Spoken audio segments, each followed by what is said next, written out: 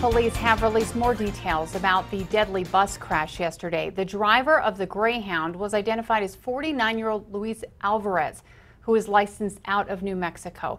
Let's get to News 13's Allison Martinez, who is live at State Police headquarters in Albuquerque with the latest. Allison.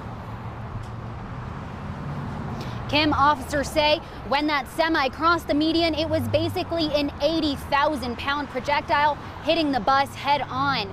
Police say even at one point they ran out of ambulances to transport those injured. The tractor trailer was with drag transportation out of Fresno, California. The driver is a 35-year-old male and licensed out of California.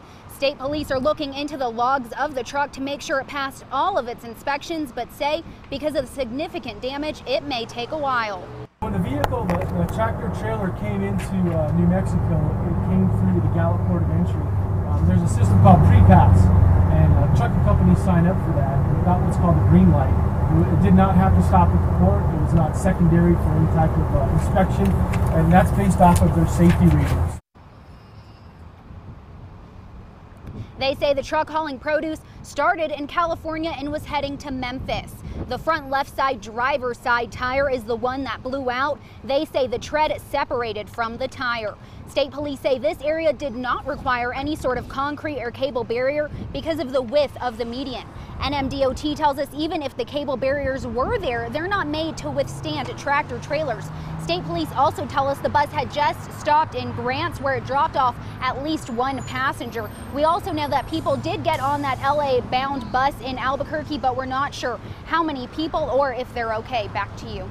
Okay, thanks, Allison. Now, they do not know if speed or driver inattention was a factor at this point.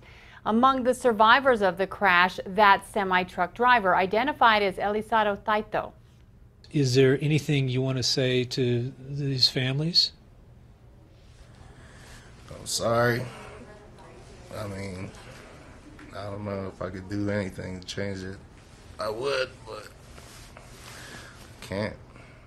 CBS News was able to speak to him in his hospital bed today. Many people shocked he survived. His cab was detached from his trailer. As you can see, it ended up on its roof. He says he remembers blowing a tire. He says he tried to get control. He saw the bus right in front of him, but he says the steering locked up and there was nothing he could do. He says he stayed in the cab even when it rolled and credits his seatbelt with saving his life. CBS will have more of that interview in tonight's CBS Evening News.